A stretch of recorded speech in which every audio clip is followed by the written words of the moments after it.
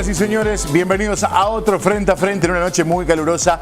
Tenemos un invitado especial en el que Agustín ya arrancó tempranito con la receta de hoy. Bienvenidos a todos, gracias por estar. Un placer inmenso hacer este programa y cada martes nos gusta aún más. ¿Cómo le va, Agustín? ¿Cómo andas? ¿Todo bien? Bien, felicitaciones por el evento que hicieron en la Calandria. Bueno, muchas gracias, la verdad que fue un éxito total. Qué muy bueno. Bien, yo no llegué a probar, pero me dijeron que estaba muy rico lo que hiciste, lo que cocinaste. La degustación que himos duró así, segundos. Nada, bueno, te llevó bastante tiempo, ¿no? Porque era una cantidad de carne, Agus. Estuvimos toda la tarde, sí, muy bueno.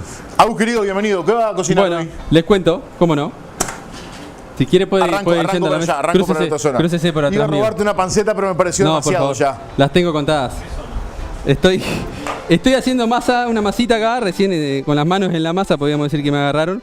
Porque la entrada de hoy voy a hacer mini pancitos chiquititos caseros y vamos a hacer unos mini chivitos de bife ancho. Esa va a ser la entrada, son unos chivitos chiquititos que vamos a hacer. El pancito a la parrilla, por supuesto, como siempre. Y por acá, que ya lo tengo medio empezado, unos lomos, ¿sí? Unos medallones de lomo a la crema. Ese va a ser el plato principal, que van a ir acompañados con unos papines, que los tenemos ya en la parrilla. Papines al romero. Ese es el menú de hoy. Y ahora sí lo dejo a Emanuel con este invitado de lujo que tenemos hoy. ¿Cómo le va? Buenas noches. Buenas noches. Don Pelayo. ¿Anda bien? Muy bien, muchas gracias por la invitación. Agradecidos nosotros. No, me siento muy honrado.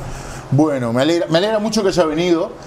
Como le digo siempre, Jorge siempre, bueno, el productor es Jorge, y siempre invita gente que rica para la nota, rica para charlar y con anécdotas y con vida y con trayectoria, que a nosotros como comunicadores nos enriquece mucho también. Espero no defraudarlos. No hay ninguna posibilidad. Pelayo, ¿la palabra es diplomático? Para definirlo en su profesión, bueno, por lo menos. Sí. Realmente fui diplomático, estudié Derecho Internacional, hice el doctorado en diplomacia, luego ingresé por concurso al servicio exterior y ahí devine diplomático.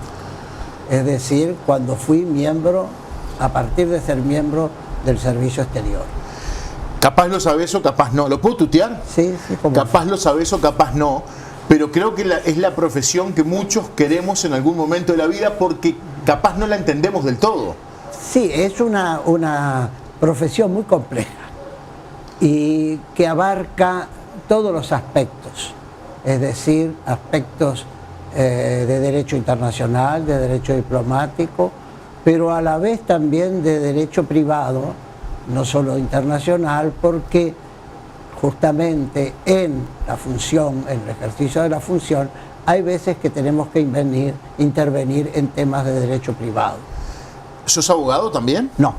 Pero dentro de la carrera de Relaciones Exteriores tenés Sí, esta carrera fue iniciada en la década de 1910, cuando se buscó profesionalizar el servicio exterior. Pero ¿qué sucedía? Se aprobó la ley, se creó la carrera universitaria, dos carreras, una del doctorado en diplomacia y el otro el cónsul universitario, en dos facultades distintas, el doctorado en diplomacia en la Facultad de Derecho y Ciencias Sociales y el cónsul universitario en Ciencias Económicas, porque al inicio eran dos escalafones diferentes, el diplomático y el consular. Bien. Con el paso de los años fueron rejuntados y el destino de un funcionario del servicio exterior puede ser diplomático o consular.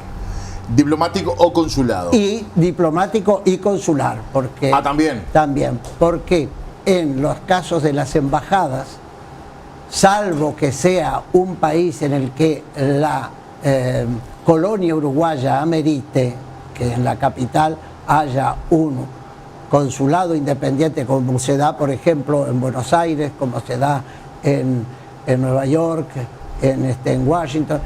No, en Washington no, en Nueva York. Porque hay capitales en las que la sección consular dentro de la embajada tiene un funcionario que está acreditado como cónsul y que se ocupa exclusivamente de los temas consulares. ¿Está bien si te digo que cuando estás en el exterior, bueno, ya estás retirado, jubilado, pero hablemos como que estuviéramos en función? Cuando estás en el exterior, ¿sos la cara, sos la representación del país afuera? Bueno, sí, en realidad yo represento al gobierno del país. Por lo tanto, soy la cara visible del Uruguay en el lugar de acreditación. Pero la carrera diplomática es una carrera que lleva un proceso. El servicio exterior procura la profesionalización y lo ha logrado. Y se inicia en escalafones de secretario de tercera, secretario de segunda, secretario de primera, consejero, ministro y embajador. Esos son todos los rangos dentro del escalafón del servicio exterior. ¿Los cumpliste todos? Los cumplí todos. Inicié como secretario de tercera en el primer concurso que hubo. En el año, fines del año 74. Ingresé en el 75.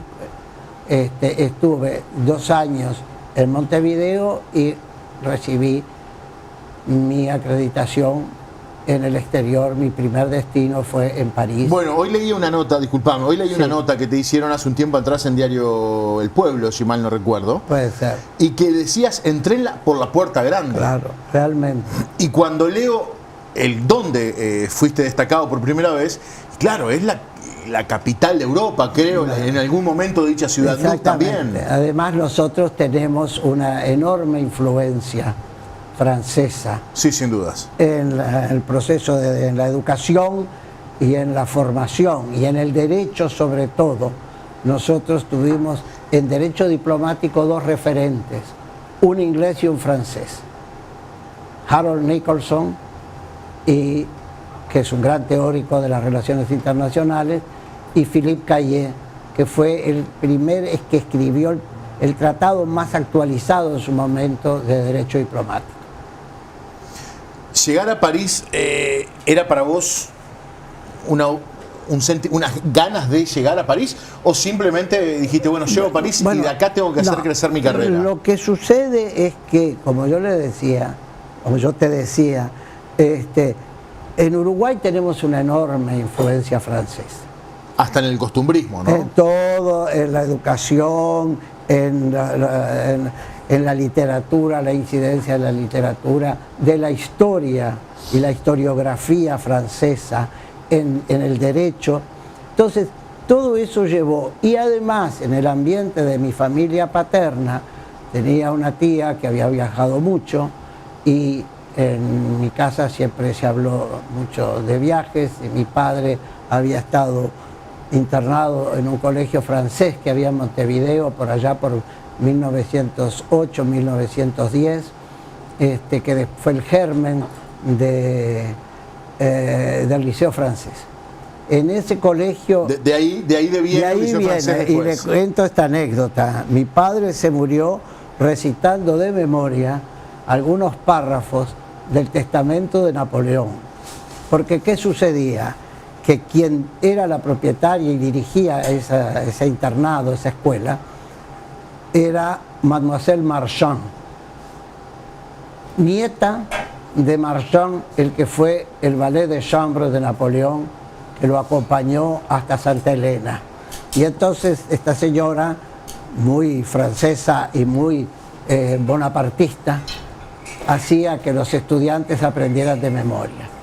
Cosa muy interesante, un fenómeno que nosotros no cultivamos. ¿Cuál? El memorizar. Es cierto.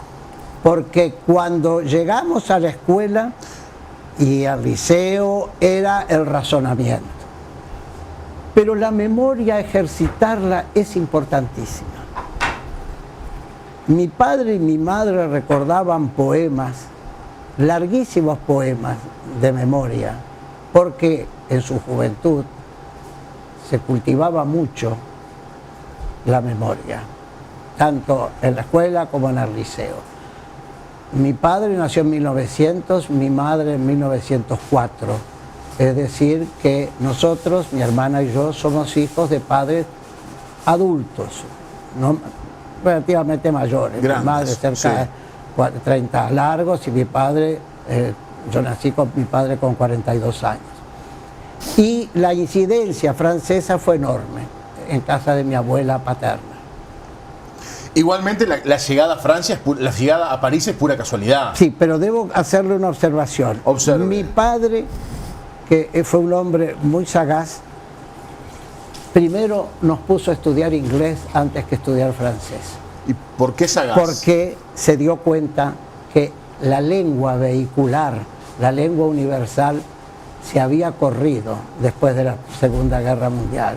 Ya en la primera decayó y empezó el inglés, porque empezó el predominio de Inglaterra. Es decir, se consolidó el predominio de Inglaterra en el mundo. Y luego de la Segunda Guerra Mundial, Estados Unidos. Entonces, la lengua franca que se decía antiguamente, que lo fue el latín, luego lo fue el francés y ahora es el inglés. Entonces, mi padre primero nos mandó a estudiar inglés y siempre nos eligió los mejores profesores. El francés lo inicié cuando empecé el liceo. Porque era curricular. Porque era curricular. Y el inglés, la educación todavía, el inglés recién se daba en tercero y cuarto año del liceo. Bueno, yo estoy un poquito más nuevo que vos, claro. Poca cosa. Sí. Y me acuerdo cuando arranqué el liceo que teníamos inglés e italiano. Bueno, y es una de las grandes críticas que hago yo. ¿Por qué sacamos idiomas? El italiano lo tuve en el primer año de preparatoria. Porque teníamos, luego fue cambiado, teníamos derecho romano. Y luego se transformó derecho romano en abogacía, historia del derecho en escribanía y yo inicié mis estudios universitarios en escribanía. ¿Llegaste a Montevideo a hacer escribanía? A hacer escribanía y no te terminó de convencer. Y después no me convenció y pasé a estudiar Derecho Internacional. Qué vida por haber hecho ese cambio, ¿no? Sí, realmente fue un cambio que... Y fue un poco tirarme a la piscina sin saber si había agua o no. ¿Cuando cambiaste de carrera? Sí, porque en ese momento las designaciones en el servicio exterior eran nombramientos directos del Poder Ejecutivo. Claro, no había carrera profesionalizada. Claro, sabías que no te iban a seleccionar porque sí. Porque no tenía la incidencia política. Hoy le decimos cuña. Sí. Sí, el padrinazgo, digamos. Bien, el padrinazgo que te dijera, el padrinazgo que hubiera sido necesario en aquel momento. Entonces... Se la jugó. Me la jugué y contra la opinión de mi madre, porque quería que siguiera o abogacía o siguiendo los pasos de un tío que tenía un estudio muy importante en Salto. Igual apoyaron, igual la familia sí, apoyó. Por supuesto. Mi padre siempre fue un hombre de una visión extraordinaria, de una amplitud de miras y de dejarnos que la vocación nos llevara y los gustos. Nunca nos negó el acceso a ningún libro. Cuando mi madre, que tenía otra formación más rígida, quiso sacar determinados libros de la biblioteca de mi padre, que era una biblioteca muy amplia, muy nutrida, mi padre dijo, lo peor que les puede pasar es que no los entiendan. Y entonces tuvimos acceso a todo eso, y en casa de mi abuela lo mismo. Yo debo rendir homenaje a mi familia paterna, materna, porque siempre cultivaron nuestra vocación por las letras, por la literatura, por el arte. Mi padre fue de los primeros socios de la Asociación Horacio Quiroga, mi tía fue directiva, mi hermana y yo fuimos directivos de la Asociación Horacio Quiroga hasta que se cerró en la década del 70 cuando el golpe de Estado. ¿Has tenido una gran vida? ¿Se puede decir que has tenido una gran vida? He tenido y puedo decir, gracias a Dios, que la providencia ha sido muy pródiga. Yo soy un hombre de fe y creo que realmente, como le decía, la providencia siempre me ha acompañado, me ha ayudado. He puesto empeño, he estudiado, he llevado una vida recta, pero mire, hay factores que son imponderables y que se dan en el servicio exterior. Yo nunca busqué un destino. Es decir, ¿Y nunca buscaste, quiere decir nunca añoraste? sí, no, nunca busqué el sentido de trabajar para ir a determinado país o a determinada organización, a determinado organismo internacional. Todo esto surgió por azar. Surgió porque estuve en asuntos culturales. Cuando yo ingresé al servicio exterior se rotaba por todas las divisiones. Estuve en archivo armando y desarmando la valija diplomática y clasificando el material que llegaba. Después pasé a derecho consular, donde liquidé tributos. Qué aburrido eso, después de estar en la oficina de París, liquidar tributos. No, pero eso fue eso antes, previo. Bueno, pero previo. si comparamos pero llegar a París a liquidar es tributos. que todas esas etapas le dan al funcionario una visión global de lo que es el servicio. ¿Hasta ahora es así? Bueno, no tanto. Antes, O ahora depende de los embajadores ahora no anduvieron con los tributos. General, del director general y del director general de asuntos administrativos que hagan o no la rotación. Porque hay muchos directores que, claro, hay cargos que aún siendo un tercer secretario requieren un cierto estudio y especialización, los temas políticos, los temas económicos, y ahora hay que cultivar también los temas culturales. Ahora más que nunca. Ahora más que nunca. La identidad cultural del país es fundamental para promover un mejor conocimiento de la República en el exterior. Cuando decís la identidad cultural, ¿te referís a nuestro país? A nuestro país, la identidad para poder cultural transmitirla. del oriental, la identidad cultural del funcionario uruguayo, que se forma y que se forma en una universidad, pero también que tiene que estudiar mucha historia, pero no solo historia internacional, sino historia nacional. Y lamentablemente los programas eran muy extensos y nunca se terminaban. Llegábamos con suerte en historia nacional a 1828, 1830, la Convención Preliminar de Paz y la Jura de la Constitución. Y hasta ahí. De ahí para adelante nada. Teníamos una visión mucho más universalista, nos dedicamos mucho más a historia universal que a historia nacional. Y lo mismo sucede con la cultura. Esa es una gran carencia que yo noto en los jóvenes de hoy. De hoy. Sí. Pero creo decirle que también era una carencia que había también en mi generación.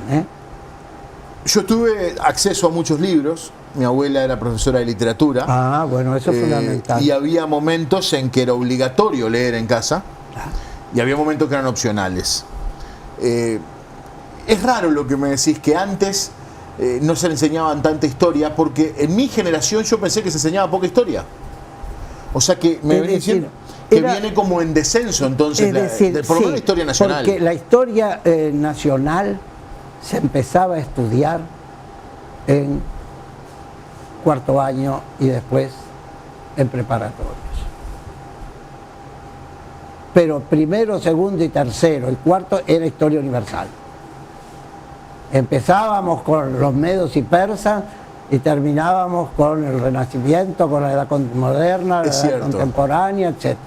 Entonces, era una visión muy universalista y muy humanista, cosa que yo celebro, porque eso también en la vida ayuda mucho. Pero le faltaba un poquito también faltaba el componente de la historia nacional y de cómo se forjó la nacionalidad. Y es muy rico el saber cómo se forjó. Exactamente, porque nosotros venimos de divisiones administrativas de un virreinato, que fue un virreinato el más tardío del Reino de España e Indias, que fue el virreinato del Río de la Plata, el último en crearse y que duró relativamente pocos años, porque dependíamos del virreinato del Perú.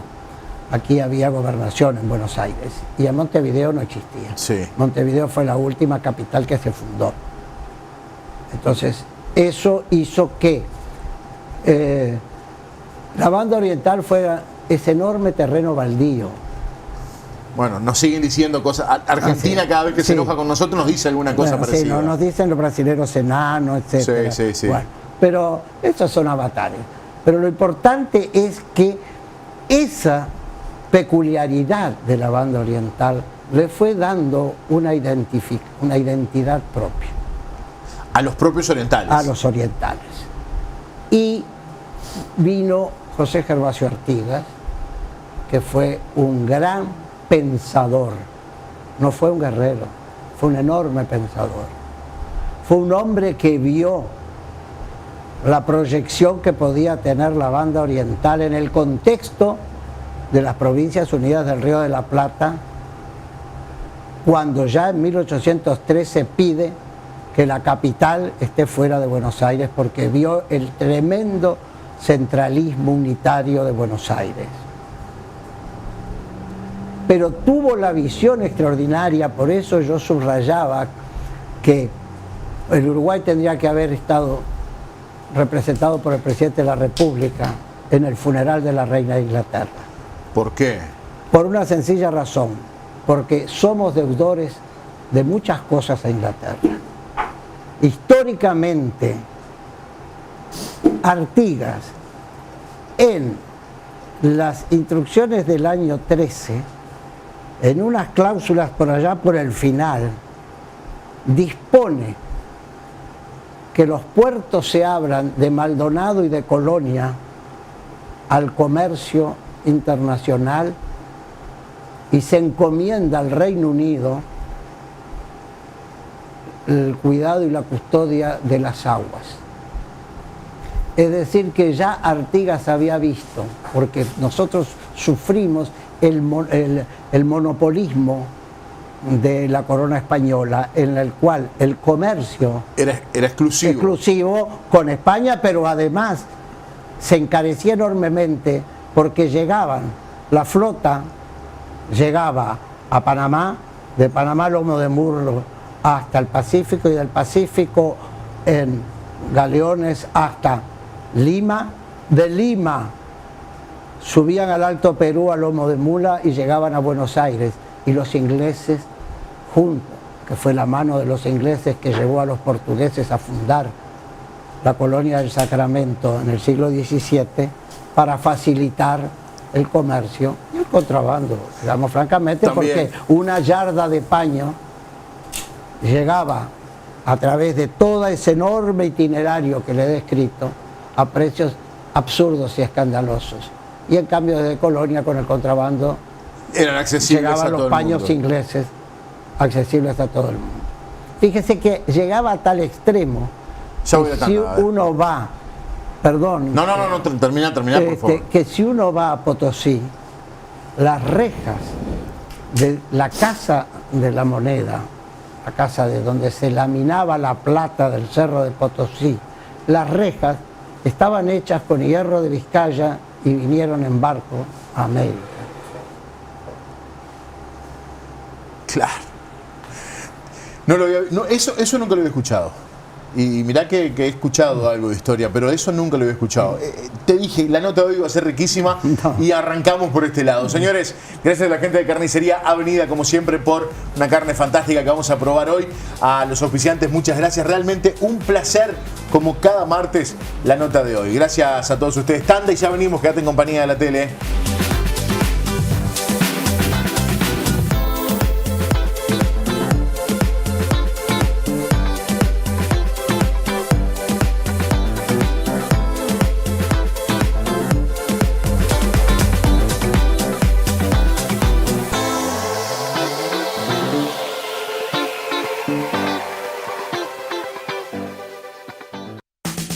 En Carnicería Avenida apostamos a la calidad. Hacemos la diferencia comprometiéndonos en todo el proceso para ofrecerle un producto único en Salto. Tenemos terneras terminadas en feedlot para que puedas disfrutar de la mejor calidad en carnes. La carne más tierna en Salto la encontrás en Carnicería Avenida. Barbieri esquina Bilbao. Teléfono 473-26900. WhatsApp 091-888-586. Seguinos en Facebook.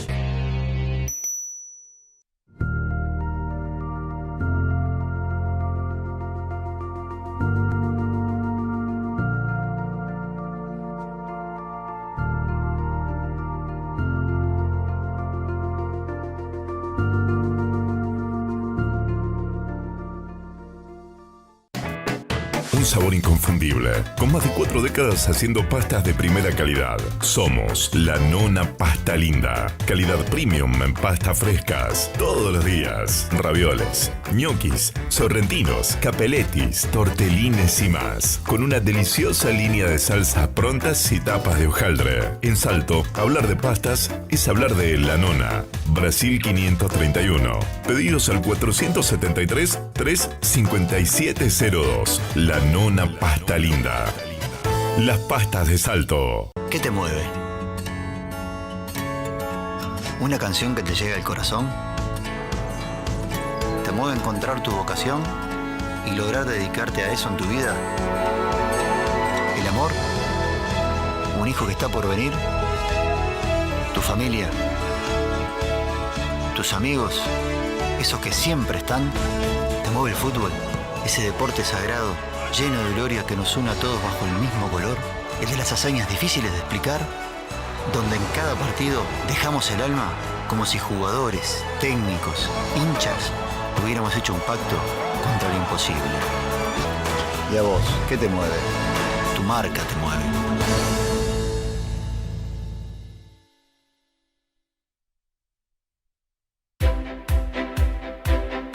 Elmer Plant, taller autorizado de Toyota y Suzuki. Servicio de inyección Bosch, nafta y diésel.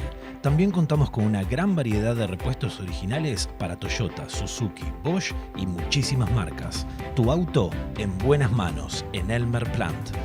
Encontranos en Gobernador de Viana 260 o comunicate al 473-42761. Elmer Plant, expertos en tu auto. Si se te quemó la comida y tenés invitado y los almacenes del barrio están todos cerrados. Si estás solo en tu casa y no sabes prender la hornalla, cuando pones la mesa tu familia se espanta. Ven a Buffet del Chef y elegí lo que quieras cuando quieras. Vas a querer volver a Buffet del Chef.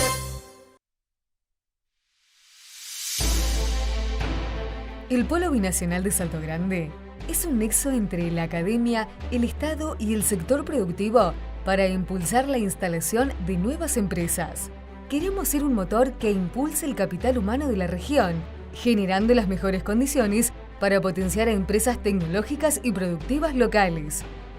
Buscamos conformar con concursos de vanguardia junto a socios estratégicos.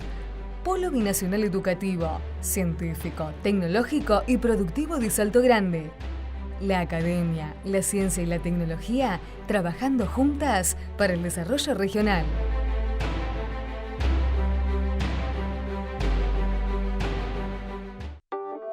¿Estás pensando en comprar un auto usado? Asegura tu inversión. Vos lo elegís, nosotros lo revisamos. Procars cuenta con técnicos en revisión automotriz en cada departamento para que puedas conocer el estado real del vehículo sin moverte de tu casa. Comunicate 099 08 4001 o buscanos en las redes. Procars, revisión automotriz. Braseros personalizados con el nombre del asador, establecimiento, equipo de fútbol, logo o lo que se te ocurra. El regalo ideal para el asador de la familia. Varios modelos y tamaños. Aceptamos todas las tarjetas. Envíos a todo el país. Pedidos al 099-988-645 o por las redes @Braseros Uruguay.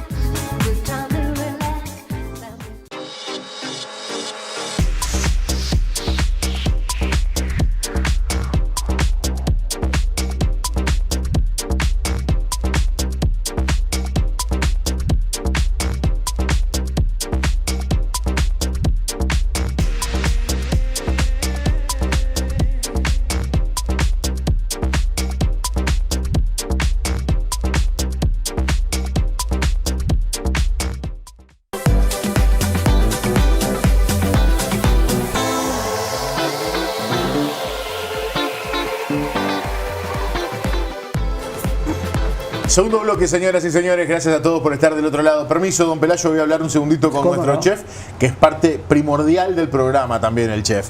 Agustín, ¿cómo estamos, venimos, amigo? Pero bien de bien, a ver si Gastón nos muestra acá los pancitos. Bien. Ya están en la parrilla, son mini. Allá trae ese tipo un pan flauta con lo que me sobró de masa. Bien. Pero miren los chiquititos acá con sésamo. Acá vamos a hacer los chivitos, vamos a sacar acá un churrasquito bien finito de ese bife ancho. Muy simple, ¿no? Lechuga, tomate, mayonesa y la carne. Bien.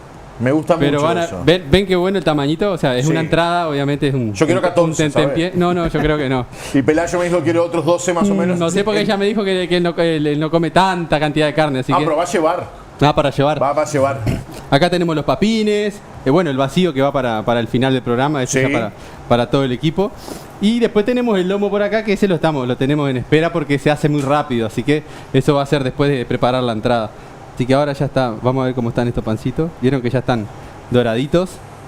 Los empezamos a dar vuelta y después ya vamos a armar los chivitos. Agus, excelente. Cualquier cosita nos volvés a convocar, ¿sí? Perfecto. Pelayo, venimos a hablar, en la tanda son lindas las tandas porque también se conversa acá. Yo siempre digo, este programa te da la posibilidad de conversar y conocer mucha gente. Pero antes, y perdóname que te interrumpa, yo quiero terminar la idea. Terminá, sí, respecto del Reino Unido en el Río de la Plata. Y lo que le debemos, por lo que dijiste, estamos en deuda con el Reino Unido. ¿Qué sucedió? Fuimos tierra de nadie al principio, casi un res nullibus. Luego vino la visión de Hernandaria, las praderas, vino la población de ganado, y aquí se abastecieron las misiones. Sí. Las jesuitas tenían lo que llamaban, que llegaban, hacían las vaquerías del mar, llegaban hasta Rocha y tenían los encierros de ganado para domesticarlos y después llevarlos para ser faenados y consumidos en las misiones en el norte. El domesticado era para poder subirlo a los barcos después. Tanto es así que se dice que la palabra estancia viene de ese periodo, esa estancia en que estaba el ganado, en esos enormes corrales de piedra que ahora en la estancia de los Morató en Paysandú se descubrió uno y lo han puesto de manifiesto. Bueno, esos enormes eran para amansar los animales y poder llevar las tropas hacia el norte. Así que ya desde la época de los jesuitas, en un momento para consumo, luego la edad de Corambre, que lo que se buscaba en Europa era el cuero, se sacrificaba miles y miles de animales. Sí, de allí viene Maldonado. Maldonado era el nombre de un semibucanero, creo, que llevaba Rocha también. No hay semibucanero, ¿es bucanero o no bucanero? Bueno, ahí andaban, ahí eran comerciantes que venían y recogían el cuero seco. Y no le daban importancia a la carne en ese momento. No, la carne, por supuesto, no había forma de mantenerla. Claro. Después, más tarde, vinieron los saladeros. Cuando ya Montevideo se fundó, se afincó, se afianzó, entonces empezó el proceso de industrialización de la carne. Se salaba acá y después se llevaban barcos salados. Era una carne destinada fundamentalmente para alimentación de esclavos. Iba al norte, a Bahía y a Cuba. Tanto es así que en Cuba hasta ahora al tasajo le llaman carne de Montevideo. Y Uruguay por muchos años siguió haciendo tasajo, sobre todo el frigorífico Tacuarembó, para exportar a Cuba y a Miami, porque la colonia cubana en Miami es gran demandante de tasajo. Bueno, pero volvamos a Inglaterra. Entonces, Inglaterra, nosotros padecimos la dominación española, pero luego vino los disturbios entre Artigas y la Revolución de Mayo, el triunvirato, el dictador supremo, etcétera, y empezamos a tener problemas. Artigas va al exilio, va al Paraguay, eso es un tema que está todavía a terminar de resolverse, si fue a buscar refuerzos o se fue desilusionado. Bueno, están las dos opciones, fue a buscar refuerzos, no los consiguió. Para luchar contra Artigas, los porteños llamaron a los portugueses y vino la invasión portuguesa. Y luego de la invasión portuguesa viene la Cisplatina, viene la anarquía, que se llamó del año 20, que fue una cosa terrible porque las clases productivas del Uruguay, que era la clase de los ganaderos y los comerciantes y del comercio exterior, acuérdense que Montevideo fue el puerto del Río de la Plata, era el puerto natural, y hay un libro de Arespón que se llama Pradera, Frontera y Puerto, que la banda oriental fue todo eso, primero pradera, después frontera de disputa entre imperios y luego entre las orientales y Brasil y portugueses y luego del imperio de Brasil, y ya en ese periodo a Inglaterra, a los intereses de Inglaterra, no le convenía ni que Brasil llegara hasta el Río de la Plata y se apoderara del puerto. Exactamente, como lo había hecho en la provincia cisplatina, pero tampoco le convenía porque sabía que los orientales rechazaban el regreso a una Provincias Unidas regidas por Buenos Aires. ¿Por qué? La Argentina siempre fue unitaria. Históricamente unitaria. Ellos siguen hablando de la patria grande. Hablan de la patria grande, pero siempre con Buenos Aires como capital. Sí. No admiten que otra ciudad pueda tener. Debemos reconocer que es la capital más bella de América Latina.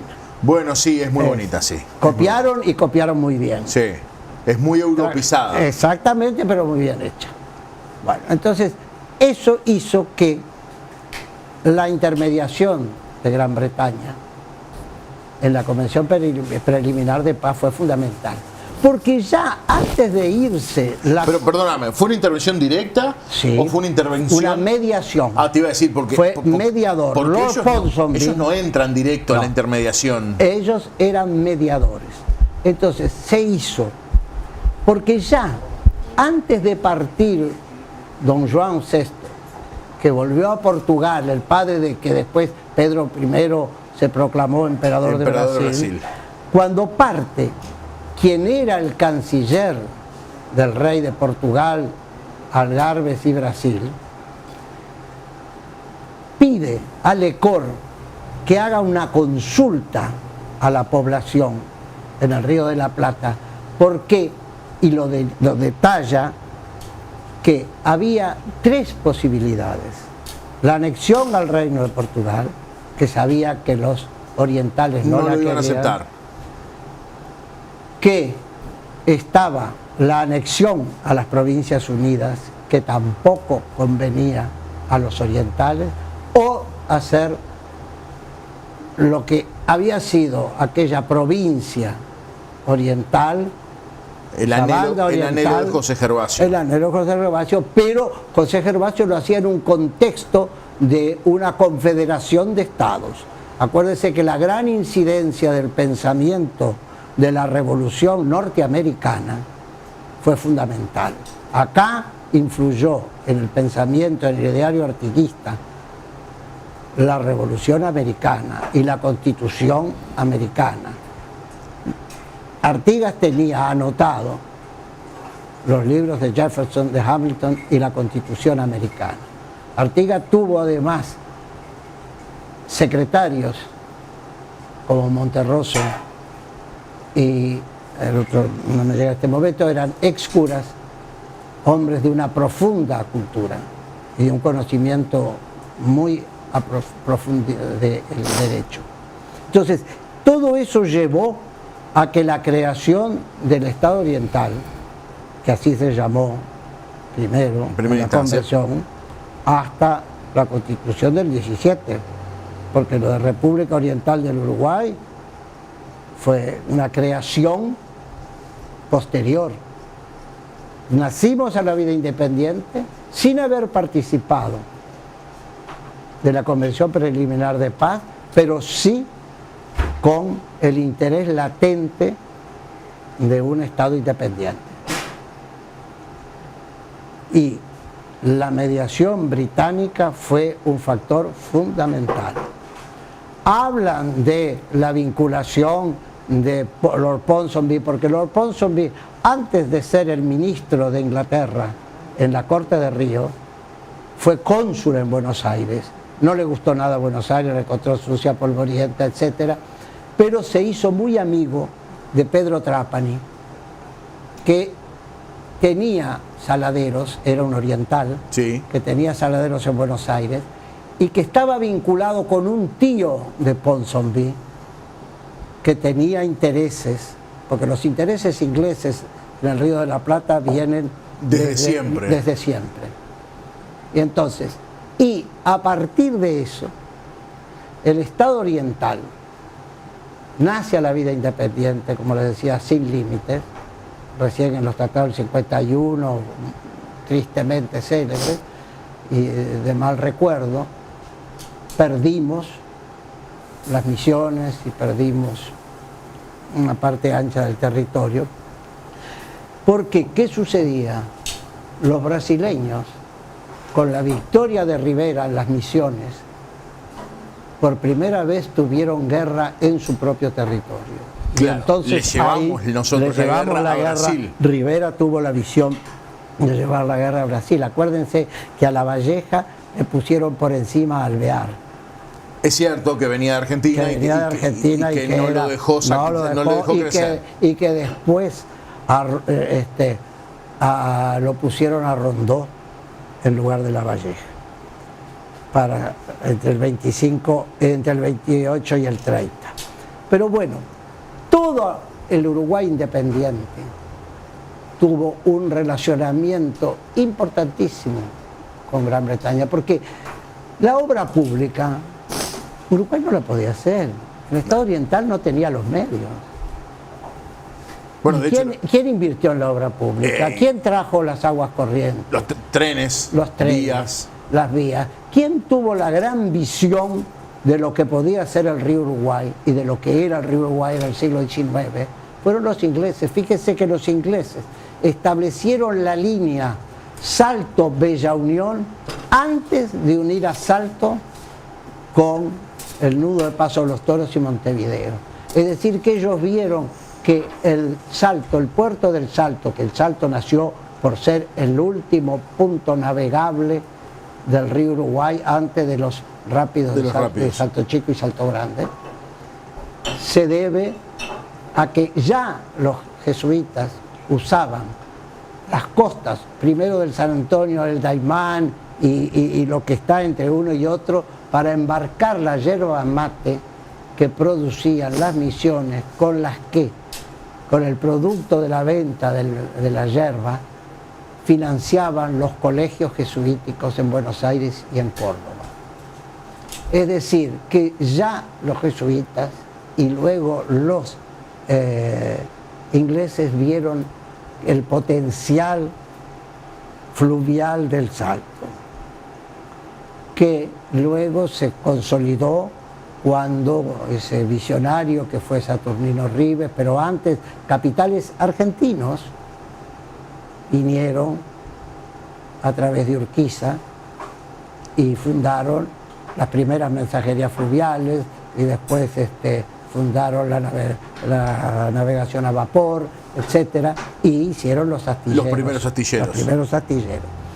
Todo eso se debió a que Salto fue un enclave económico comercial importantísimo, en el que se conjugaba la pradera, la frontera y el puerto. De lo que hablábamos al principio, de lo que los ingleses hablaban. De ese determinismo, casi le diría, que existe en cuanto a la producción agrícola ganadera del Uruguay.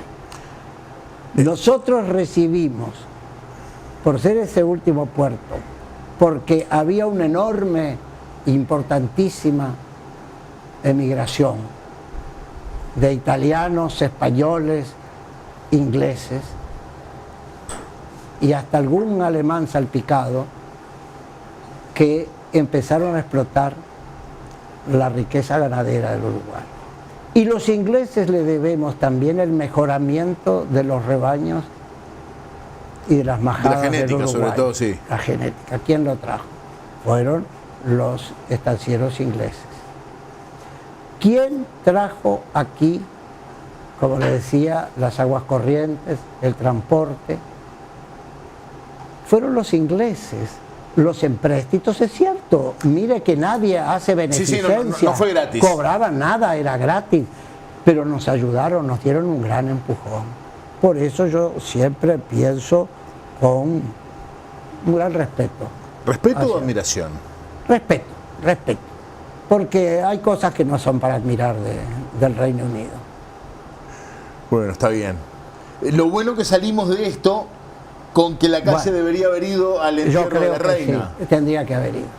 Tendría que haber ido porque era muy importante. Porque nos unen muchas cosas. Fíjese que cuando la reina Victoria cumple su jubileo de 50 años, Uruguay mandó una misión especial con el ministro. En aquella época no teníamos embajadores, eran legaciones lo que teníamos a cargo de un ministro, de un enviado extraordinario y ministro plenipotenciario. Mandó al ministro Min Inin, que había estado 15 años como embajador en Londres y en Suiza y en Países Bajos, porque eran embajadores concurrentes, lo mandó presidiendo una delegación especial para los el jubileo de la reina Victoria. Sí, entonces, para mí la historia pesa, y los precedentes, y en el derecho internacional, y en el derecho diplomático, y en las relaciones internacionales, el respeto a los precedentes es un tema muy importante. ¿Y actualmente se sigue manteniendo ese respeto? Sí, se sigue. Hay países que sí. Hay cancillerías. ¿Nosotros? Nosotros tratamos con altibajos, porque si bien hemos tenido casi siempre, generalmente, una política exterior de Estado, ha habido divergencias en los últimos 15 años. Pero un precedente importantísimo de eso... Permiso. Capaz retiramos los platos. Permiso. No, sí. ¡Qué maravilla! Agus, querido, qué lindo esto. Mini chivitos de bife ancho, pancito casero hecho a la parrilla. Está todo calentito, no se vayan a quemar porque el pan salió recién del fuego. Esperamos un poquito antes de comer, minutos, sí, capaz que ¿sacó la fotito ya? Ya está la foto todo, Bien. así que esperen a ir a la tanda y ya enfrió y comen tranquilos. Gracias, Agus, querido. Muchas gracias. Buen provecho y sigo cocinando. Cerrame que lo que estábamos hablando. Bueno, Itamaraty es el ejemplo más evidente de la tradición en la conducción de las relaciones internacionales y el respeto a esa Cancillería que conduce la política exterior del Brasil, y que acuérdense que el Brasil fue imperio, y eso sigue pesando en las relaciones internacionales del Brasil. Cuando ellos se relacionan con otra gente, con otros países, es fundamental el respeto al servicio exterior, el peso específico que tiene y que lo va a volver a adquirir, porque en los últimos tiempos, en el gobierno del presidente Bolsonaro, hubo una oscilación. La conducción pasó de la política exterior más a el Ministerio de Economía, Guedes, que a Itamaraty, a la Cancillería brasileña. Entonces, eso yo creo que se va a reequilibrar próximamente con el próximo gobierno de Lula, del presidente Lula. ¿Cómo somos vistos a nivel internacional en nuestro país? Hoy por hoy, ¿cómo nos miran? ¿Cómo nos reflejan? Bueno, mire, en los organismos internacionales, Uruguay es mirado con un gran respeto, y en todo el espectro de las relaciones internacionales, tanto bilaterales como multilaterales, porque Uruguay ha tenido una línea y un respeto fundamental como país pequeño que es, entre dos colosos, y que ha tenido que defender muy fieramente su independencia, el gran respeto a la soberanía de los estados, a la no intervención, a la autodeterminación de los pueblos. Entonces, todo eso lleva a que Uruguay, en los organismos internacionales, desde la creación de la Liga de las Naciones, primero con la creación de los tribunales arbitrales de La Haya, a las que asistió don José Valle y Ordóñez a la creación y que siempre fuimos miembros. Luego, en la creación de la Liga de las Naciones, el que luego fue, más tarde fue canciller Guani, que fue el ministro de Relaciones Exteriores durante la Segunda Guerra Mundial, que durante la guerra del 14-18 era el ministro del Uruguay en Bruselas y que acompañó a los reyes y a la corte y al gobierno belga al exilio. Y todo eso en Europa, que era el eje de nuestras relaciones internacionales, Uruguay era muy respetado. Guani llegó a representar o ocupar un cargo importante en la Liga de las Naciones en Ginebra, que fue obra del pensamiento del presidente Wilson de buscar una paz duradera a través de una Liga de las Naciones en la que se respetara y se aboliera el uso de la fuerza. Eso vino después. ¿Eso vino después vino después con Naciones Unidas. La Liga de las Naciones fue un organismo imperfecto. ¿Por qué? El inspirador no la ratificó y nunca fue miembro. Cuando Wilson vuelve de la paz de Versalles a Washington, el Congreso no le aprueba la adhesión al ingreso a la Liga de las Naciones. Entonces, Estados Unidos nunca fue miembro. No fue miembro. Y eso desequilibró mucho. Pero fue muy importante la Liga de las Naciones porque también creó la Corte de Justicia Internacional, lo que luego fue la Corte Internacional de Justicia. Y ya se gozaron todo el problema. Pero ¿qué sucedía? Ahí el Tratado de Versalles fue un tratado muy poco ecuánime con los vencidos y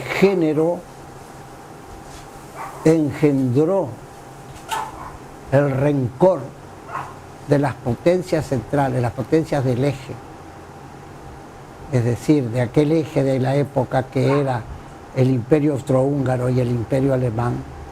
Lo cercenaron. El Imperio Austrohúngaro, que había sido la última entidad supranacional en la que se respetaban mucho las minorías, fue desmembrado.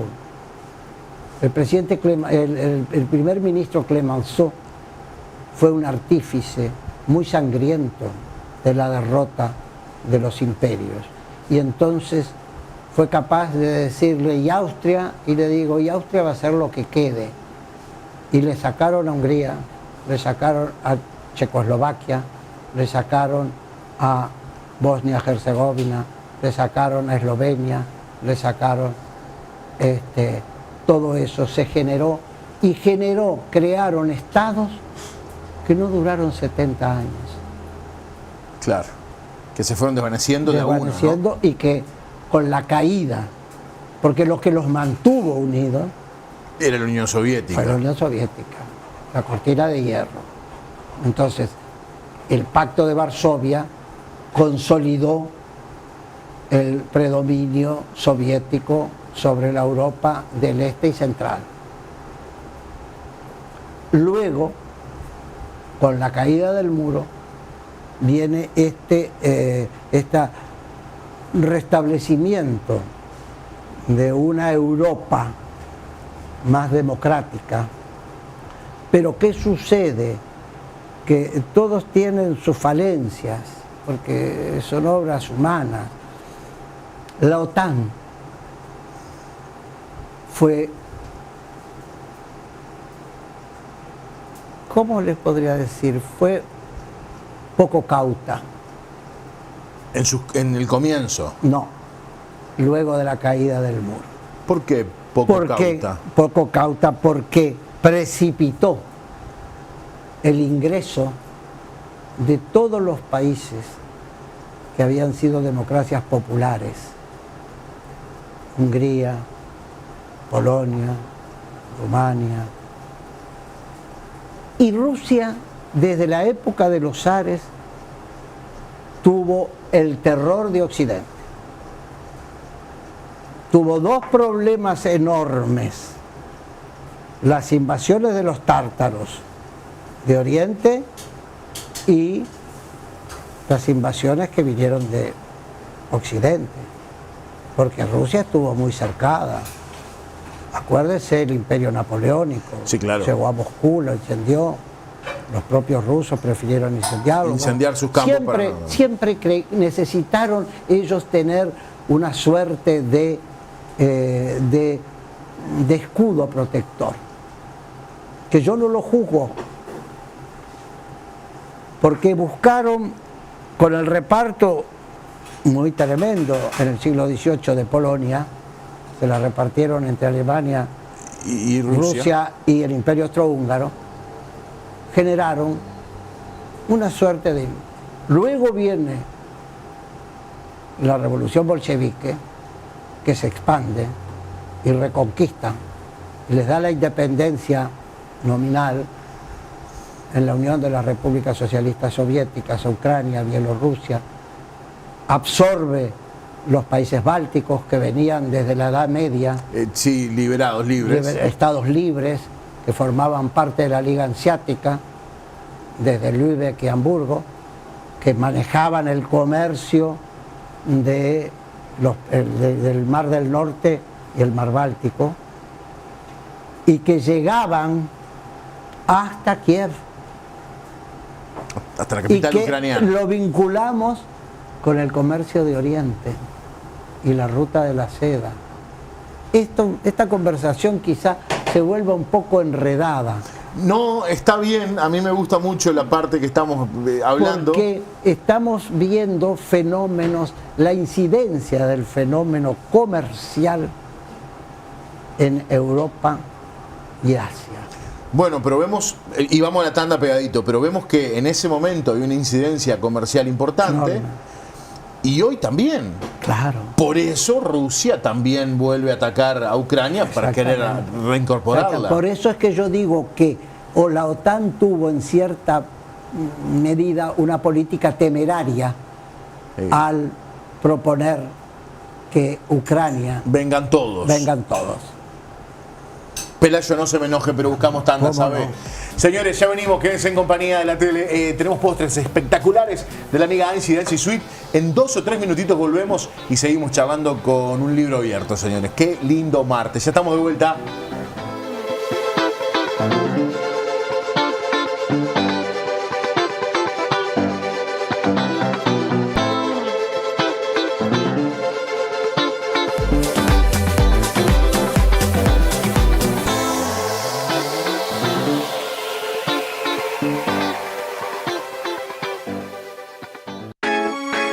Braseros personalizados con el nombre del asador, establecimiento, equipo de fútbol, logo o lo que se te ocurra. El regalo ideal para el asador de la familia. Varios modelos y tamaños. Aceptamos todas las tarjetas. Envíos a todo el país. Pedidos al 099-988-645 o por las redes @Braseros Uruguay.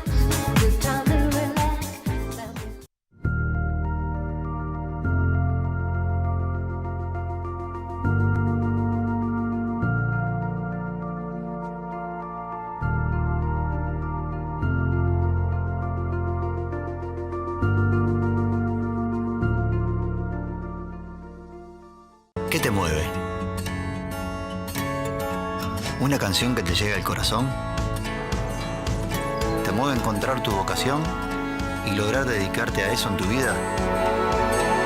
¿El amor? ¿Un hijo que está por venir? ¿Tu familia? ¿Tus amigos? esos que siempre están, te mueve el fútbol, ese deporte sagrado, lleno de gloria que nos une a todos bajo el mismo color, el de las hazañas difíciles de explicar, donde en cada partido dejamos el alma como si jugadores, técnicos, hinchas, hubiéramos hecho un pacto contra lo imposible. ¿Y a vos, qué te mueve? Tu marca te mueve.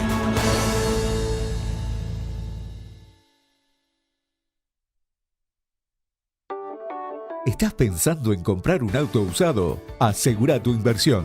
Vos lo elegís, nosotros lo revisamos. Procars cuenta con técnicos en revisión automotriz en cada departamento para que puedas conocer el estado real del vehículo sin moverte de tu casa. Comunicate 099 08 4001 o buscanos en las redes.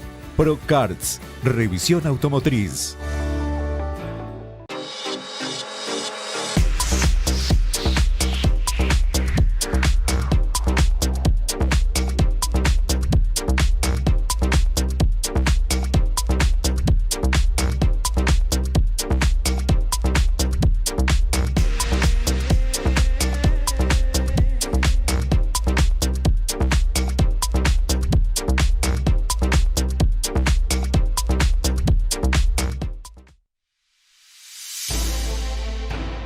El Polo Binacional de Salto Grande es un nexo entre la academia, el Estado y el sector productivo para impulsar la instalación de nuevas empresas. Queremos ser un motor que impulse el capital humano de la región, generando las mejores condiciones para potenciar a empresas tecnológicas y productivas locales. Buscamos conformar con concursos de vanguardia junto a socios estratégicos. Polo Binacional Educativo, Científico, Tecnológico y Productivo de Salto Grande. La academia, la ciencia y la tecnología trabajando juntas para el desarrollo regional.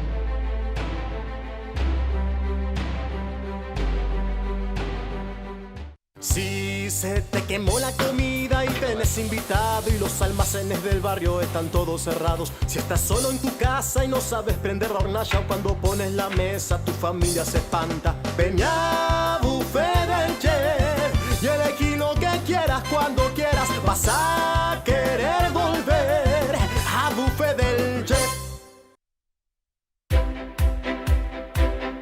Elmer Prandt, taller autorizado de Toyota y Suzuki. Servicio de inyección Bosch, nafta y diésel. También contamos con una gran variedad de repuestos originales para Toyota, Suzuki, Bosch y muchísimas marcas. Tu auto en buenas manos en Elmer Prandt. Encontranos en Gobernador de Viana 260 o comunicate al 473-42761. Elmer Prandt, expertos en tu auto. Un sabor inconfundible. Con más de 4 décadas haciendo pastas de primera calidad. Somos La Nona Pasta Linda. Calidad premium en pastas frescas. Todos los días. Ravioles, ñoquis, sorrentinos, capelletis, tortelines y más. Con una deliciosa línea de salsas prontas y tapas de hojaldre. En Salto, hablar de pastas es hablar de La Nona. Brasil 531. Pedidos al 473-35702. La Nona Pasta Linda. Las pastas de Salto. En Carnicería Avenida apostamos a la calidad. Hacemos la diferencia comprometiéndonos en todo el proceso para ofrecerle un producto único en Salto. Tenemos terneras terminadas en feedlot para que puedas disfrutar de la mejor calidad en carnes. La carne más tierna en Salto la encontrás en Carnicería Avenida. Barbieri esquina Bilbao. Teléfono 473-26900. WhatsApp 091-888-586. Seguinos en Facebook.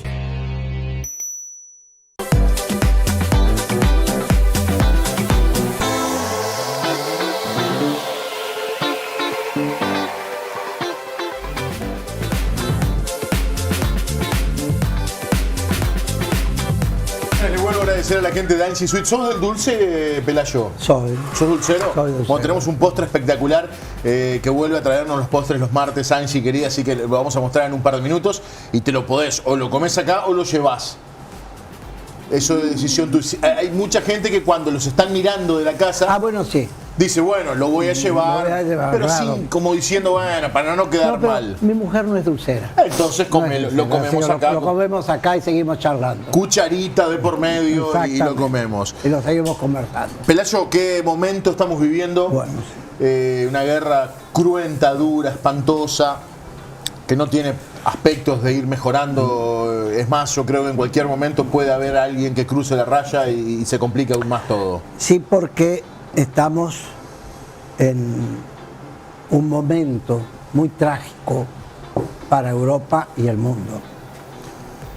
Particularmente para Europa, porque esta guerra tiene tres componentes.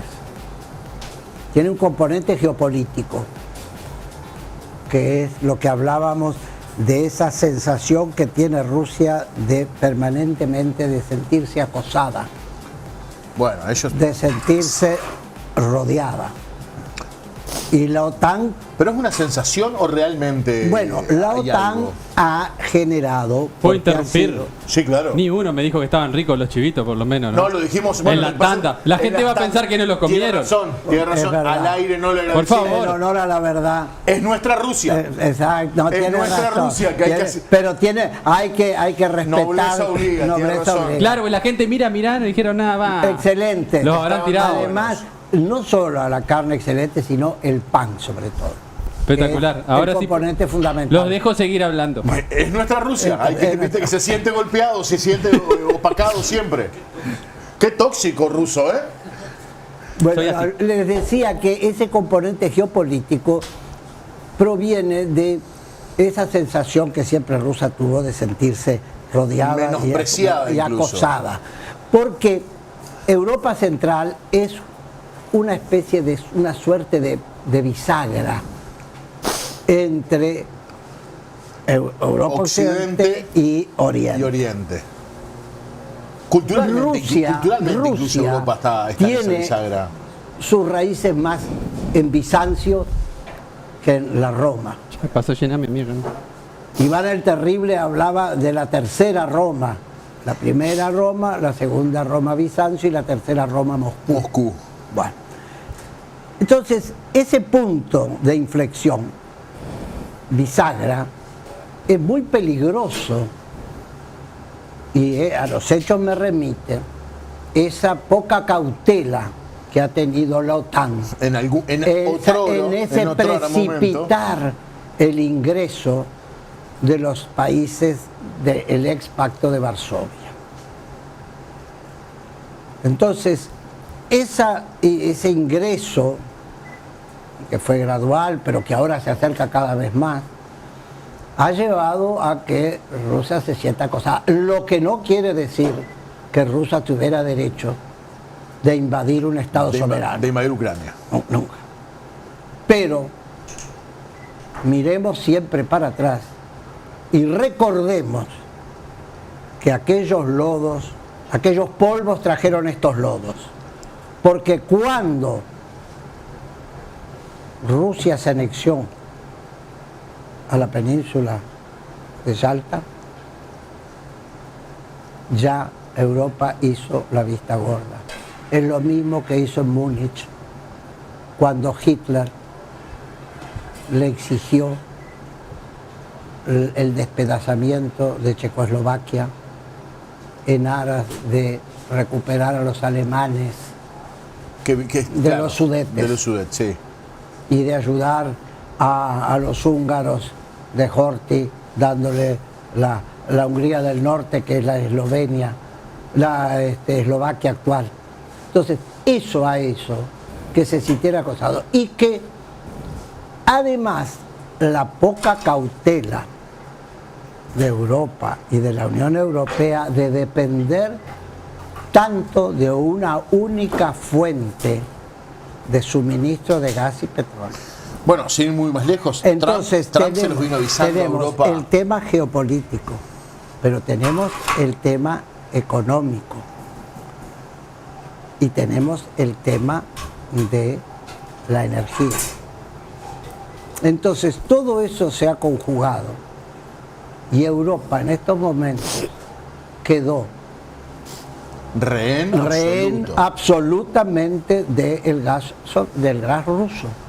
Porque ¿qué pasó? En aras de la gobernabilidad en Alemania, los sucesivos gobiernos, tanto de la socialdemocracia como la democracia cristiana, que se fueron aliando alternativamente con los verdes, la exigencia de los verdes fue el cierre de las centrales nucleares más seguras del mundo, como eran las alemanas.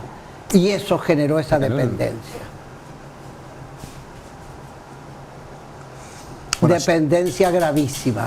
Lo decía al principio, hace un par de minutos, Trump se los avisó en una de las primeras alocuciones que tiene en Europa, que dejaran de depender de Rusia.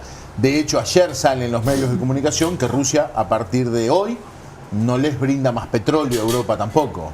Yo no quiero ser injusto con Europa, pero ya desde la Primera Guerra Mundial, Europa dependió mucho de que vinieran los americanos a rescatarlos.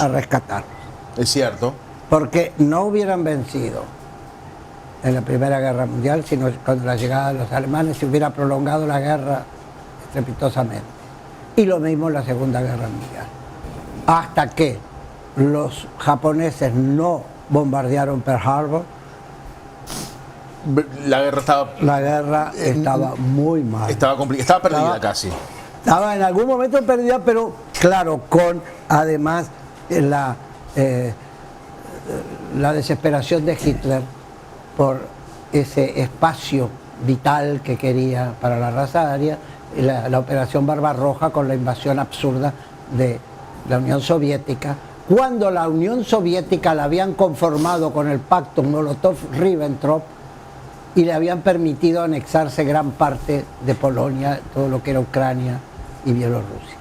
Entonces, eso llevó a que ahora, y Trump se los dijo muy claramente, que Europa tenía que generar su propia defensa y no depender de los misiles americanos que están en Turquía, rodeando a Rusia. Que Rusia es una mascarada económicamente, porque económicamente está muy mal. Lo que lo mantiene a Putin en estos momentos es los ríos de euros que entraron pagando el abastecimiento de gas y petróleo. Europeos. Por supuesto. Y ahora los tiene de rehenes. Y por eso es que ahora Europa empieza a mirar también hacia América Latina. Y qué incongruencia, está mirando hasta con buenos ojos a Maduro. Están todos mirándolo con buenos ojos a Maduro, Leo. Exactamente, ¿no? todos. Así que estos tres aspectos tan terribles de esta guerra inicua lleva a que no sabemos, porque hay un loco que tiene arsenal nuclear. Fíjense que Ucrania, cuando se cae la Unión Soviética, se desmembra la Unión Soviética después del golpe contra Gorbachev y la llegada de Yeltsin, los países como Ucrania, que quedaron con arsenal nuclear de la ex Unión Soviética, firmaron un pacto en Budapest en el año 92, por el cual se comprometieron y lo cumplieron de destruir el armamento nuclear que tenían en su territorio. Y eso lo controló Estados Unidos, Rusia y Francia. Y Ucrania se quedó sin ser potencia nuclear. Y ahora está acosada con esa sentencia de este delirio de Vladimir. Porque Putin pensó que era como pasó con Europa Occidental y Hitler, Claro, que que fue un paseo, que iba a ser una guerra rapidísima. que la invasión de Francia y de Bélgica iba a ser lo mismo, iba a pasar con la invasión en Ucrania, que iba a ser un paseo y que iban a llegar a París y ellos a Kiev. Pero no contaron, en primer lugar, con el nacionalismo ucraniano. Es sumamente fuerte el nacionalismo El hoy. sentido de patria. Y están mostrando la forma de repeler a gobiernos, a soldados mucho más técnicos, con armas hasta caseras. El otro día veía un documental de CNN de que hasta bombas Molotov están fabricando. Hubo un Perdóneme, pero sí. me pidieron corte y nos vamos a seguir. Yo me conozco y me gustó el tema también, sí. Y vamos a seguir charlando. La última tanda y volvemos. Y ahí cerramos y charlamos. Y después nos quedamos, mientras cocinamos, seguimos charlando. ¿Te parece? Muy bien, Disculpame, perfecto. pero necesito la Perfecto. tanda. Señores, última tanda. Gracias a Miguel Moreira, producción fotográfica, manda. que nos saca unas fotos, nos hace ver flacos, jóvenes y lindos. Bueno, yo Vos ya, estás eso muy ya bien. no aspiro. La melena es increíble. Ya venimos, señores, y volvemos para cerrar con una eminencia, una nota divina hoy con Pelayo, señores. Ya estamos de vuelta con todos ustedes. Gracias.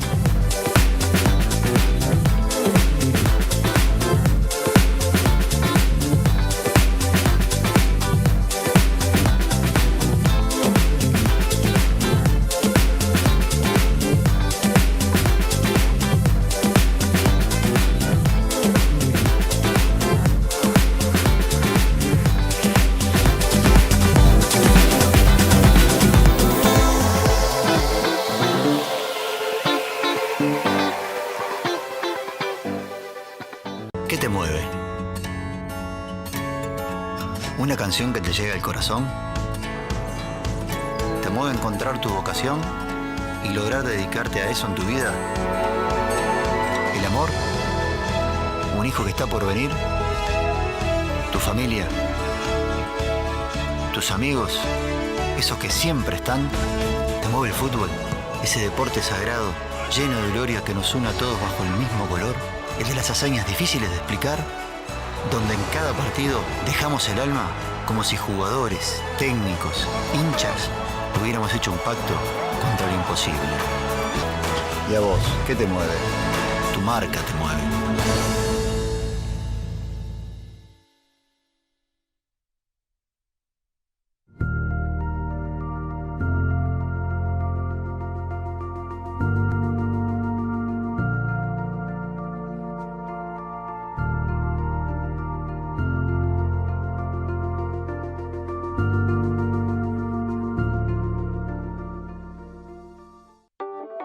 ¿Estás pensando en comprar un auto usado? Asegura tu inversión. Vos lo elegís, nosotros lo revisamos. Procars cuenta con técnicos en revisión automotriz en cada departamento para que puedas conocer el estado real del vehículo sin moverte de tu casa. Comunicate 099 08 4001 o buscanos en las redes. Procars, revisión automotriz. Un sabor inconfundible. Con más de 4 décadas haciendo pastas de primera calidad. Somos La Nona Pasta Linda. Calidad premium en pastas frescas. Todos los días. Ravioles, ñoquis, sorrentinos, capelletis, tortelines y más. Con una deliciosa línea de salsas prontas y tapas de hojaldre. En Salto, hablar de pastas es hablar de La Nona. Brasil 531. Pedidos al 473-35702. La Nona Pasta Linda. Las pastas de Salto.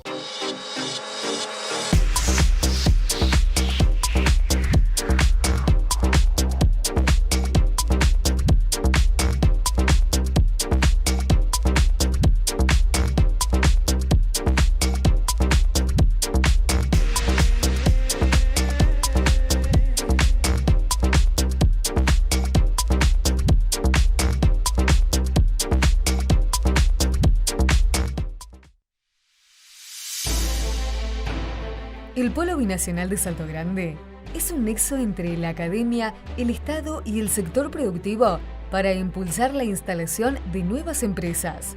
Queremos ser un motor que impulse el capital humano de la región, generando las mejores condiciones para potenciar a empresas tecnológicas y productivas locales. Buscamos conformar con concursos de vanguardia junto a socios estratégicos. Polo Binacional Educativo, Científico, Tecnológico y Productivo de Salto Grande.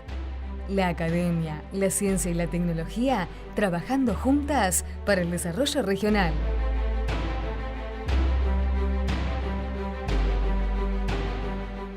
Si se te quemó la comida y tenés invitado y los almacenes del barrio están todos cerrados, si estás solo en tu casa y no sabes prender la hornalla, cuando pones la mesa tu familia se espanta. Ven a Buffet del Chef y elegí lo que quieras cuando quieras, vas a querer volver a Buffet del Chef. Elmer Plant, taller autorizado de Toyota y Suzuki. Servicio de inyección Bosch, nafta y diésel. También contamos con una gran variedad de repuestos originales para Toyota, Suzuki, Bosch y muchísimas marcas. Tu auto en buenas manos en Elmer Plant. Encontranos en Gobernador de Viana 260 o comunicate al 473-42761. Elmer Plant, expertos en tu auto. En Carnicería Avenida apostamos a la calidad. Hacemos la diferencia comprometiéndonos en todo el proceso para ofrecerle un producto único en Salto. Tenemos terneras terminadas en feedlot para que puedas disfrutar de la mejor calidad en carnes. La carne más tierna en Salto la encontrás en Carnicería Avenida. Barbieri esquina Bilbao. Teléfono 473-26900. WhatsApp 091-888-586. Seguinos en Facebook. Braseros personalizados con el nombre del asador, establecimiento, equipo de fútbol, logo o lo que se te ocurra. El regalo ideal para el asador de la familia. Varios modelos y tamaños. Aceptamos todas las tarjetas. Envíos a todo el país. Pedidos al 099-988-645 o por las redes @Braseros Uruguay.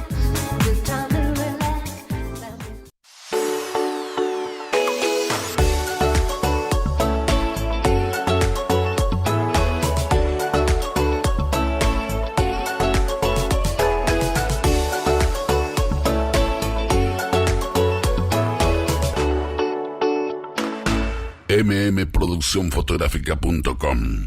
No es la cámara, es el fotógrafo.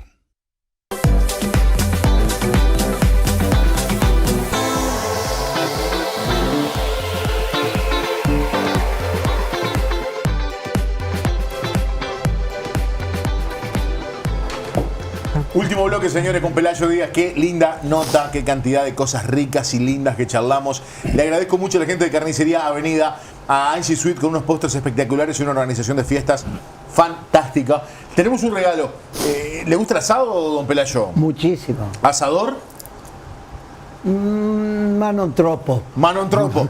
Bueno, igual pero la gente de Taller Colonial de Braseros Uruguay le hace un regalo divino. Es un brasero sumamente artesanal para llevar para tu casa. Así que te lo regalamos. Bueno, es precioso. Me quedo muy agradecido y muy emocionado porque es un homenaje que me hacen que me honra mucho. Bueno, nosotros primero la invitación y luego este regalo.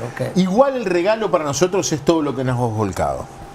Y lo que hablabas recién es importantísimo también. Qué agradecido estás con la educación de tu Salto Oriental, de tu Salto. Justamente. Yo quiero dejar constancia a la audiencia del reconocimiento y del peso que ha tenido en mi vida esa formación que recibí en la escuela pública, en el liceo público y en la Universidad de la República. A ellos les debo mi futuro, les debo mi carrera, les debo toda la trayectoria. Y a Salto volví en pos de unos versos de Antonio Machado. ¿Ah, sí? Antonio Machado iba camino del exilio con su madre, octogenaria, pero de las de antes, que deliraba en el camino. Esto, para el recuerdo mío que voy a tener, lo endulzamos con esto. Lo endulzamos, bien. iba camino al exilio, derrotado, con una madre que preguntaba, falta mucho para llegar a Sevilla. Acuérdense que Machado nació en Sevilla y su poema Mi infancia son recuerdos de un patio de Sevilla, de una huerta donde florecía el limonero, etc. Y llega derrotado, como les decía, y muere a los pocos días de cruzar la frontera. Y en su sobre todo encuentran un papel con estos versos que dicen así: estos días azules y este sol de la infancia. Nada más acorde que volver a la patria chica en pos de eso que le digo, estos días azules y este sol de la infancia. Porque volví al Salto feliz y tratando de servir al Salto. Serví a la República y ahora trabajo en el voluntariado, en Las Nubes, donde recibí gran parte también de mi formación como adolescente al lado de Esther y Enrique Amorín, y en el Museo Marileno Larriaga, que me llamó y me invitó a formar parte de la Asociación de Amigos. Así que he vuelto con vocación de servicio. Y con más ganas que nunca. Con más ganas que nunca, por supuesto. Y peleando y discutiendo más que nunca.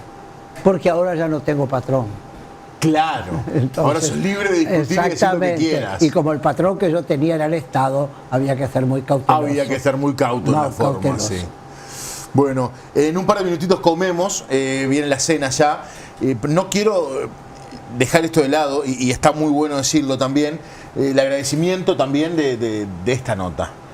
Porque esta nota nos enriquece a nosotros, a la gente que está mirando del otro lado, nos da la posibilidad de ver también, sobre todo hay mucha gente más joven que yo mirando también, y de que tenemos que tener el respeto que se merece el octogenario, el que tiene 70, el que tiene 60, porque nos brindan esta posibilidad de mostrarnos sí, épocas, décadas que no tuvimos la posibilidad de ver. Y ver y procurar reflejar en ellos todo el bagaje que tenemos. Yo siempre hago un llamado a los jóvenes a que acudan, visiten los museos, vayan a Las Nubes, vayan a la casa de Horacio Quiroga, visiten las exposiciones, porque eso es lo que le da todo el sabor a la vida. Es cierto. El Papa Juan Pablo II, cuando visitó la UNESCO, centró su discurso en una frase de Santo Tomás de Aquino, que dice que el hombre solo vive una vida humana a través de la cultura. ¿Y qué razón tiene, no? Res humano cultura vivit. Y eso es verdad, y es así. Que los jóvenes se preocupen por la lectura, que dejen tanto internet.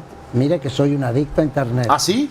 Soy un adicto a internet y leo todos los días, todos los diarios de la mañana la paso leyendo las noticias. Pero no dejo el libro. El libro, el papel, esa cosa que tiene de palpable, el olor y hasta lujuriosa por momentos de tocar el papel y de leer.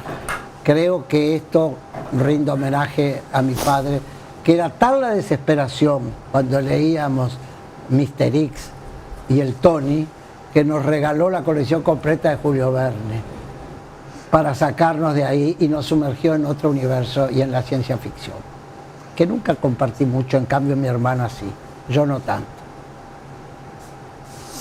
Señor, estamos por comer, realmente un placer. Agus, contanos cómo venimos. Ya estamos pronto, ya voy para la mesa. Bueno, muy bien, le mando un beso grande a Ansi. Hoy vamos a comer una delicia de coco espectacular, fantástica, y una tarta que tiene crema y jalea de frambuesa que es increíble. ¿Cómo se llama su señora? Sandra. Sandra no va a llegar, Sandra. No va a llegar. Lamentamos mucho decirle, pero no va a llegar. Puede ser que le lleve la tarteleta. ¿Cuántos años de casados? Si le digo, no me cree. Le voy a creer todo. 5. ¿5 de casado? Sí. Bueno, no le el 15 de diciembre celebramos nuestras bodas de madera. 5 Llévele la años de tartele. casada, le Sí, tengo que están llevar. Y festejando. rendir homenaje. Son nobles Y matrimonios, exactamente, señores. un noble matrimonio, pero con una compañera extraordinaria. ¿Sí? Una mujer extraordinaria a quien le quiero rendir homenaje también. Y ahora llega el momento Más de importante. agradecer el más importante, al Vinimos chef. a esto, al a charlar chef. y a comer. Esto es impresionante. Sí, señor. Es impresionante. Bueno, Cuéntenos, tenemos chef querido. medallones de lomo a la crema con papines al romero como acompañamiento. Pero, Pinta tiene. esto- Hay que ver después que lo prueben cómo está. todo nuestro homenaje. Bueno, buen provecho y que lo disfruten. Agus, Muchas querido, muchas gracias. gracias por habernos Por cocinado favor. Muchas gracias. como siempre, un placer. Cada excelente. martes. Y esto lo siga. digo yo, para mí es el mejor chef que hay en Salto. No dudo. No es fácil lo que hace, aparte de cocinar rico, tiene que cocinar en vivo y en 1 hora y media. Es extraordinario. ¿Y a la parrilla? Sí, realmente, porque cuando yo llegué, que llegué un poco antes de lo que me habían citado, yo no vi nada. No, es 100% Todo en el momento. Se cocina totalmente Casi en vivo. entré a preocuparme. Hasta No, el pan no, no. hizo hoy don Pelayo. Pero sí, y fantástico. Pelayo, la gente de Barraca de Aymán hace una donación a fin de año, después que termine todo la temporada, alguna organización, algún lugar. Nos gustaría tener, si tenés Bueno. en este momento, donde si vos fueras favorecido en el sorteo, ¿dónde Si te yo gustaría fuera hacer favorecido. una donación de 100 litros de pintura? Es para pintar Bueno. algún lugar. ¿Saben qué? Dígame. Se lo daría. Yo soy miembro de la Comisión de Apoyo al Hospital Regional Salto. Muy bien. Y se los daría a las reparaciones que están haciendo, sobre todo en el hogar del adulto mayor. Bien. Por quienes hicimos una cena, recaudamos muy bien y estamos restaurando los techos que estaban en muy mala situación. Así que esa vocación de servicio la he volcado en el voluntariado con la Orden de Malta, en la Comisión de Apoyo al Hospital Regional Salto y en la cultura en Las Nubes y en el Museo de Marireno Larreal. Entretenida vida has Muy, tenido y la muy seguís manteniendo. entretenida. A todos los invitados, bueno, entonces la donación sería al Hospital Salto, Al sobre Hospital todo Salto, a la parte a la del parte adulto mayor. del adulto mayor. A todos los invitados le damos un minuto a esa cámara para que diga lo que tenga ganas antes de cerrar. Agradecimientos, saludos, Sí. algún pedido, puede Bueno, ser lo que mi le guste. reconocimiento en primer lugar a ustedes, que tuvieron la gentileza y la generosidad de invitarme. A la audiencia, mi reconocimiento porque esto ha sido casi un ametrallamiento de conceptos y de ideas que, como dice mi mujer, no hables tanto.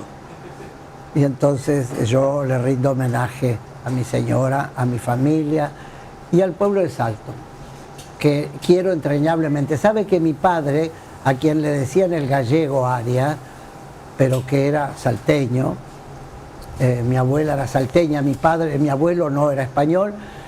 Cuando fue el bicentenario de Salto, en la década por allá por el 57, 58, puso un letrero en el almacén que se llamaba la Provisión Arias y que se había llamado antes la del As de Oro del Culo Sucio. ¿No?